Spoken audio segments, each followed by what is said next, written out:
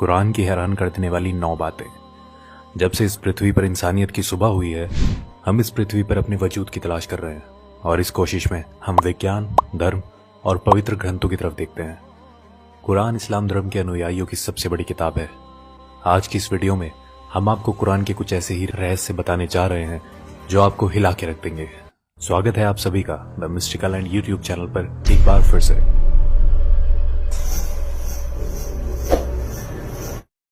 Video शुरू करने से पहले ये जानना जरूरी है कि कुरान कोई साइंस की किताब नहीं है, मगर कुरान में कई साइंटिफिक और हिस्टोरिकल फैक्ट्स मिलते हैं जिनमें से कुछ बातों को समझने में तो हम सफल हुए हैं, लेकिन अभी भी कई ऐसी बातें कुरान में मिलती हैं जिन्हें हम आज तक समझने की कोशिश कर रहे हैं।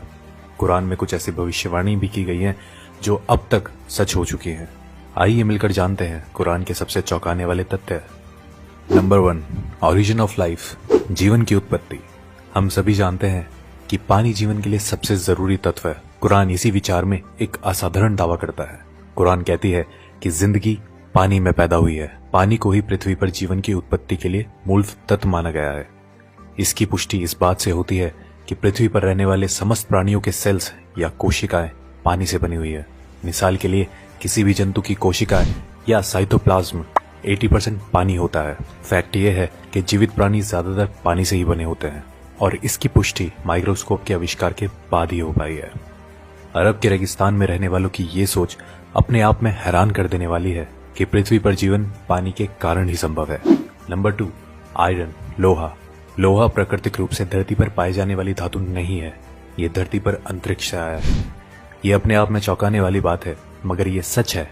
वैज्ञानिकों ने ये खोज लिया है कि अरबों साल पहले पृथ्वी की टक्कर उल्कापिंड से हुई थी। अद्भुत बात यह है कि ये उल्कापिंड लोहे से भरे हुए थे और पृथ्वी से टकराने के कारण जबरदस्त विस्फोट हुआ जिसमें ये फैल गए।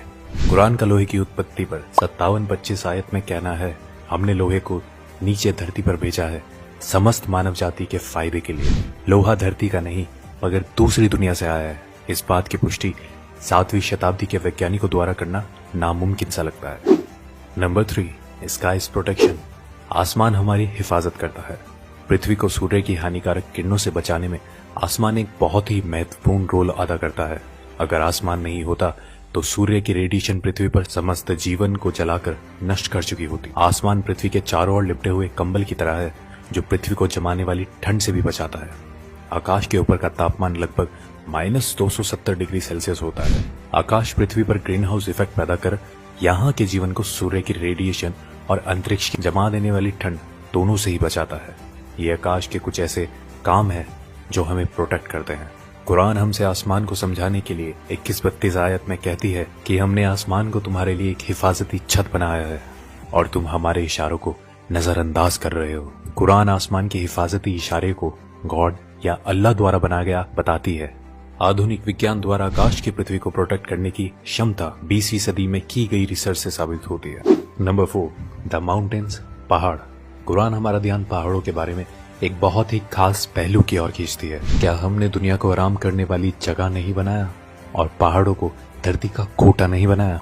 कुरान हमें बताती है कि पहाड़ों की जड़ें धरती में बहुत गहरी हैं और असल में भी ऐसा ही है। पहाड़ धरती में काफी गहरे तक गड़े हुए होते हैं।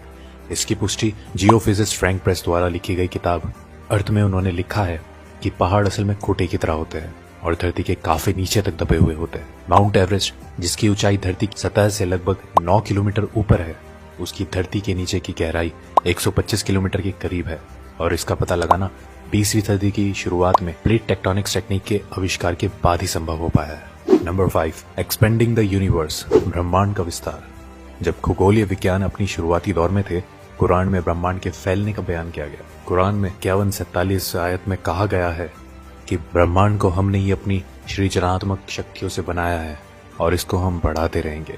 ये तथ्य कि ब्रह्मांड निरंतर बढ़ रहा है, ये रहस्य हम पिछली सदी में ही जान पाए हैं।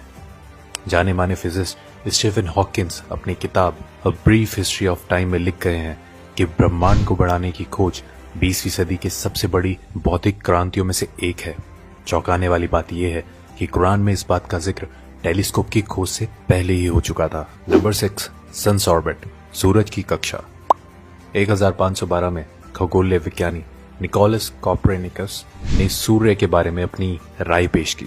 उनके मुताबिक सूर्यमंडल में सूर्य अपने कक्ष में स्थिर रहता है और बाकी के ग्रह उसके इर्द गिर्द चक्कर लगाते हैं। ये नजरिया कि सूर्य स्थिर है 20वीं सदी तक तमाम खगोल वैज्ञानिकों में कायम था, लेकिन अब ये स्पष्ट रूप से एक वैज्ञानिक तथ्य है कि सूर्य स्थिर नहीं है, बल्कि वो हमारे मिल्की वे गैलेक्सी में मध्य में घूमता रहता है। कुरान में इस बात का जिक्र 21-33 आयत में आता है। वो जिसने रात दिन चांद सूरज बनाए वो अल्लाह ही है, और ये चांद सितारे सब अपने ही कक्ष में तैरते रहते हैं। 2 दशकों पहले तक कुरान को खगोल वैज्ञानिकों द्वारा गलत समझा जा रहा होता, लेकिन अब हम जानते हैं सूर्य से संबंधित कुरान का ये दावा आज का विज्ञान एकदम सच साबित करता है। नंबर 7, द ओशियन, समुद्र।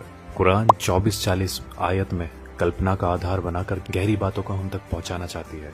इसमें लिखा है, गहरे समुद्र के अंधेरे जो लहरों से घिरे हुए हैं, लहरों के नीचे हैं, उसके ऊपर बादल हो और उसके ऊपर फिर अंधेरा हो, एक के ऊपर एक छाए हुए हो, इतने अंधेरे कि अपने हाथ भी आपको दिखाई न दे, और जिसको अल्लाह रोशनी न दे उसको कहीं भी रोशनी नहीं मिल सकती। आमतौर पर यह समझा जाता है कि लहरें समुद्र के ऊपरी सतह पर चलती हैं।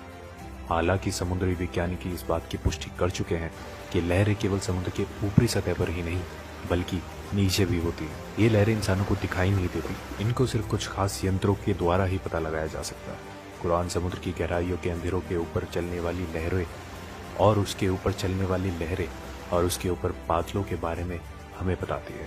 कुरान की ये बात सिर्फ इसलिए काबिल तारीफ नहीं है कि वो समुद्र की अंदरूनी लहरों के बारे में बात करती है, बल्कि इसलिए भी है कि ये समुद्र की गहराइयों के अंधेरों को भी बयां करती है। आज के टाइम में भी इंसान बिना ब्रीथिंग इक्विपमेंट यूज किए केवल 70 मीटर गहराइयों तक ही जा सकता है। वहां तक कुछ रोशनी जरूर होती है, मगर हम 1000 मीटर की बात करते हैं तो वहां घनघोर अंधेरा रहता है। कुछ 1400 साल पहले ये सब पता लगाना कैसे मुमकिन हुआ, ये अपने आप में रहस्य है। नंबर 8, लाइंग एंड मूवमेंट्स, झूठ और हमारी हरकतें। अबू जहील नाम का एक बहुत ही अत्याचारी निर्दयी शासक पैगंबर मोहम्मद के समय में हुआ था। अल्लाह ने कुरान में उसको चेतावनी देने के लिए 96, 15 और 16 की आयत में फरमाया है कि इस बात में कोई शक नहीं, अगर ये बाज ना आया तो हम उसके मत्थे को पकड़कर घसीटेंगे, ऐसा मत्था जो झूठा और पापी है। अल्लाह ने कुरान में उस शख्स को झूठा नहीं कहा, बल्कि उसके मत्थे को, जो कि दिमाग का अगला हिस्सा है, उसको झूठा और गुनहगार कहा है। यह आयत 2 वजह से बहुत खास है।